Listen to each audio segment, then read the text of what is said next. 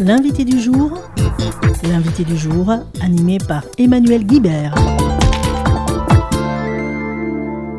Dans le cadre de Villeneuve-se-Livre, donc à Villeneuve-sur-Lot, j'ai le plaisir de rencontrer Julie Thorne. Bonjour Julie. Bonjour, merci pour l'invitation. C'est un plaisir pour nous. Alors, vous avez écrit un livre sorti en 2024 qui s'appelle Hiros Kezako. C'est ce que nous on appelle un one-shot, donc il se suffit à lui-même. Et c'est l'histoire d'une jeune étudiante en biologie qui découvre ce qu'il ne faut pas. Et en fait, j'ai transposé l'idée du lanceur d'alerte que nous, on connaît dans toutes nos sciences agronomiques, alimentaires, dans une France dans plus de 200 ans, et qu'il va toucher un secret qui touche pas seulement à l'alimentation, au sol, mais carrément à la planète entière. Elle découvre vraiment une source de conflit que les sciences veulent taire. Et donc, elle se retrouve prise au piège dans un système qui essaye de l'étouffer. Oui, c'est très actuel, n'est-ce pas ? Totalement. Non, c'est le grand pouvoir de la science-fiction. C'est comme on dit que c'est un genre social et on critique en se projetant à des années de différence notre système actuel. Et j'interroge énormément la notion d'écoterrorisme. Est-ce que la fin justifie les moyens, en fait ? Est-ce que face à la difficulté de notre planète, est-ce que notre résistance à l'inaction peut pousser à la violence ? En fait.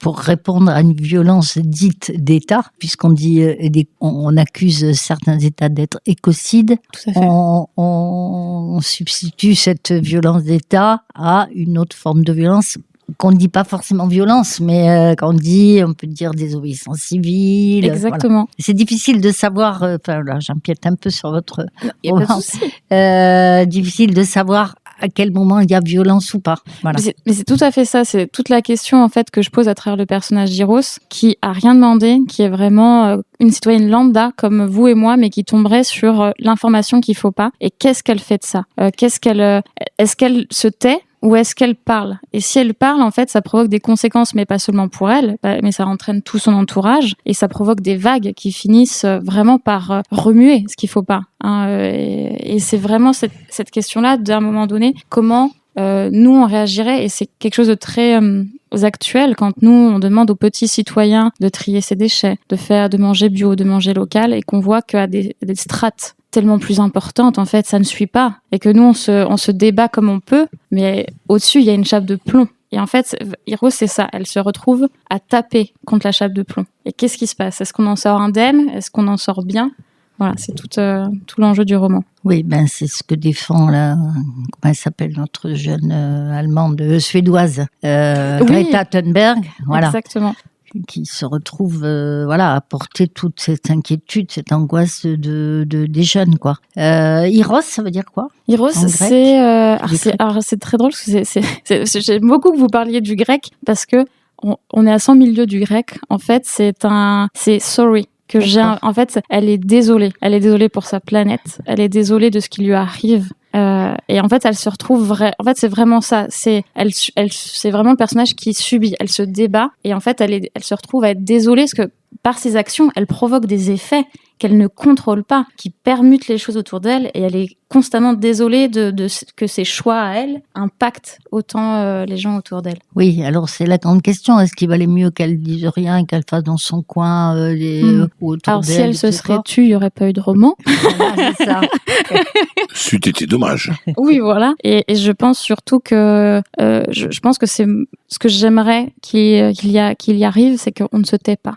Justement, qu'on arrête de se taire. Qu'on arrête de... C'est peut-être un peu radical, ce que je dis, comme message, mais j'aimerais beaucoup qu'on arrête de se taire, qu'on arrête de prendre pour fatalité ce qui est en place, de l'inaction des gouvernements. Voilà, donc j'aimerais qu'on ait tous le courage d'Hiros, qui est de se retrouver en mission et de, quoi qu'il en coûte, y aller. Oui, donc c'est un peu le dilemme en fait. Exactement. En fait, il y a un message dans votre Oui. livre, si je comprends bien. Oui, oui. Alors, comme ça, on pourrait s'attendre à un pavé de 600 pages. Ce n'est pas le cas parce que justement, j'ai eu aussi envie de dédramatiser un peu les choses et de le présenter de la façon la plus ludique possible parce que soyons honnêtes, en fait, ça va pas se jouer sur notre génération. On va pouvoir lancer des choses, mais en fait, c'est toutes les générations derrière qui vont potentiellement, enfin, je l'espère sincèrement, vraiment faire bouger les choses. Nous, on peut commencer à poser les pierres, on peut commencer à poser les pavés, mais les actions réelles, ça sera, on les verra peut-être que dans 15 ans, 20 ans. Enfin, j'espère beaucoup plus tôt en vrai, mais avec une certaine lucidité, ça sera compliqué. Et donc, c'est vraiment un roman qui est bourré d'action et qui est vraiment là pour titiller le jeune public, adolescent, jeune adulte, et qui pose les questions. Je donne pas les réponses parce que je ne me pose pas en position de il faut faire ceci, il faut faire cela. C'est pas du tout la position du roman, c'est pas du tout la mienne, c'est plutôt poser la question qui provoque la réflexion et qui peut-être un jour déclenchera un petit mouvement de résistance. Petite lanceuse d'alerte. On va revenir sur votre parcours. Bien sûr. Vous êtes jeune.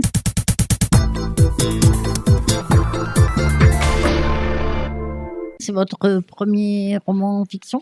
Tout à fait. Il est sorti début avril, donc chez Hello Éditions. C'est mon premier roman et c'est un roman qui est là, on va dire à l'intérieur depuis un grand nombre d'années parce que le tout premier jet, je l'ai écrit quand justement j'étais adolescente. Quand je suis sortie de l'innocence de l'enfance, c'est que il y avait ces questions-là de dire mais en fait ça c'est pas juste, mais ça en fait c'est moche. Pourquoi on fait ça? Et que en fait les adultes me disaient mais c'est comme ça. Enfin ça se passe comme ça. Et en fait j'ai écrit ce premier jet, mais voilà un peu dans cette énergie-là de mais pourquoi? Comme les enfants de 5 ans. Mais pourquoi c'est bleu? Pourquoi la mer est bleue? Pourquoi la mer est polluée? Pourquoi est-ce qu'il y a du plastique partout? Voilà, des questions un peu comme ça qui interrogent aussi les adultes. Donc je l'ai écrit à ce moment-là. Et moi, je suis partie sur les tournages aussi. Et c'est très chronophage. Alors, je suis une ancienne régisseuse cinéma. Je m'occupais de toute la logistique, en fait, des séries ou des tournages qu'on pouvait avoir sur Bordeaux. Bon, je suis pas toute seule. C'est votre formation initiale? Tout à fait, formation initiale. On est maintenant, il y a un bon vivier de 30-40 personnes qui effectuent ce métier-là à l'année. Et en fait, ce métier-là est très chronophage. Donc, en fait, j'ai mis derrière moi l'écriture. Je suis partie dans les images. On va dire, j'ai quitté les mots pour partir dans les images. Et juste avant le Covid, j'ai commencé à sentir que il me manquait quelque chose, en fait. J'adorais faire les tournages. J'ai vécu des expériences incroyables que j'aurais jamais vues ni contribué si j'avais choisi un autre parcours. Mais les mots m'ont manqué. Et en fait, j'ai changé de voie. Je suis restée dans l'image, entre guillemets, parce que maintenant, je suis assistante de production dans l'événementiel. Donc, je m'occupe des festivals, des soirées privées, des séminaires d'entreprise. Et en fait, ça m'a libérée du temps. Bizarrement, ça m'a libéré du temps. Et du coup, c'est là où je me suis remis à écrire et j'ai récupéré Heroes. Alors, autant vous dire que quand on récupère un premier jet d'adolescente, il y a pas grand-chose à garder. Il y a l'émotion, l'élan. Voilà, en fait, du coup, j'ai gardé l'élan, j'ai gardé vraiment la base de certains personnages. Et après, c'est l'adulte que je suis devenue qui a un peu noirci le tableau, malheureusement. Bon, je crois que le temps est écoulé, peut-être. Non, c'est bon. Ah, très bien. Mais il y a de l'espoir dans votre... Oui, oui. Il y a de l'espoir. Parce que c'est vrai que là, je brosse un portrait un peu pessimiste. Oui, c'est pas trop plombant, votre... Non, justement, parce que je détourne ça par l'action et j'ai beaucoup de retours de lecture qui disent mais finalement il est optimiste votre roman. Je fais oui, mais sur le coup je le vends pas comme ça parce que je me dis si tout le monde le sent pas l'optimisme, je suis mal barrée. Non, je suis beaucoup optimiste parce que Heroes a un vrai caractère. Elle n'est pas toute seule et en fait le message qui est aussi derrière c'est faut se rassembler, il faut pas être tout seul. Et en fait de l'union, de la participation, de la prise de conscience commune, on arrive à faire bouger les choses. Et donc le message est vraiment positif. Il est ambigu, en fait, il est en nuance de gris, mais comme notre société, on peut pas être tout blanc, on peut pas être tout noir, et on est vraiment sur une fin, en nuance de gris. Et chacun y voit un petit peu ce qui résonne le plus chez lui. Si on a quelqu'un de pessimiste, il le verra pessimiste. Il dira, ça finit un peu la 1984, cette histoire quand même. Et quelqu'un de foncièrement optimiste, il verra toutes les petites traces pour améliorer les choses. Très bien, voilà. Ça, et puis vous avez d'autres idées pour Oui, les prochaines années? il y en a 2 qui sont en route. Un où je me replonge dans le milieu du tournage, qui sera vraiment pour un public complètement adulte pour ce coup-là, parce que je vais utiliser le vaudou pour transcrire un peu les vices du milieu du cinéma. Donc on sera vraiment sur un roman fantastique pour les adultes, parce que les scènes vont être plutôt dures émotionnellement, et il faut avoir un petit parcours de vie pour pouvoir les lire. Vous parlez des violences sexuelles qu'il peut y avoir dans ce milieu-là. Ça peut être ça peut aussi être la consommation abusive de substances aussi. L'addiction, ça peut être les guerres d'ego, le sabotage entre équipes ou entre acteurs. Ah oui, non, mais ça peut être... moi, j'ai vécu de très belles années, mais il y a aussi tout un tas de vices, d'abus qui sont faits, même sur le code du travail. Il y a beaucoup de choses à dire. Et donc, du coup, pareil, j'avais pas envie de faire un essai. Et donc, du coup, j'ai vraiment pris un peu à la Maupassant. J'ai pris le fantastique, cette notion-là de on sait pas si c'est réel ou irréel, et que c'est un peu le lecteur qui choisit soit de se protéger en choisissant l'irréel, soit qui affronte et qui se dit en fait ça peut vraiment se passer comme ça. Et donc du coup c'est un premier jet qui est long pour moi, parce que je recueille beaucoup d'anecdotes, de témoignages de proches, de collègues qui ont vécu ça. Je me nourris vraiment de ce que j'ai côtoyé ou que certains et certaines ont côtoyé. Donc c'est même émotionnellement en l'écrivant, c'est pas simple. Donc j'espace vraiment l'écriture. Oui.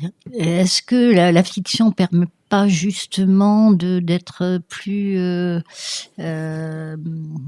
proche du réel que de faire un documentaire? Est-ce que c'est pas comme au cinéma? À partir de faits réels, on utilise un peu la fiction pour bien sûr, et pour que les auditeurs ou les lecteurs finalement rentrent un peu dans le.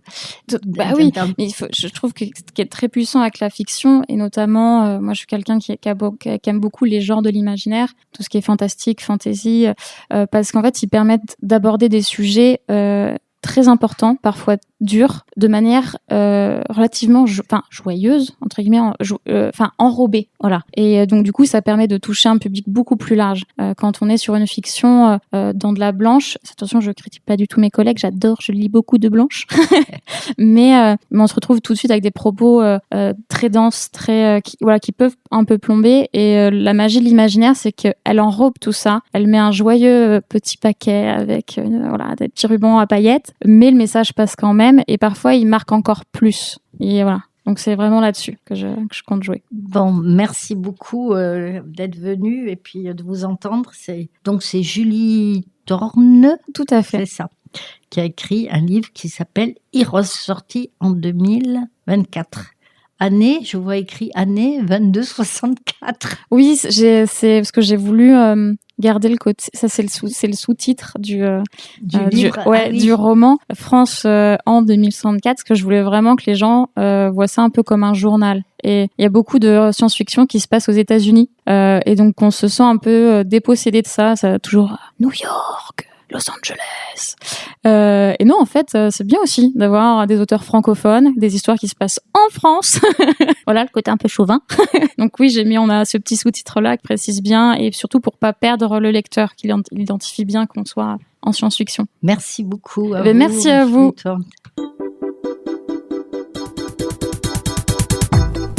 C'était l'invité du jour, animé par Emmanuel Guibert.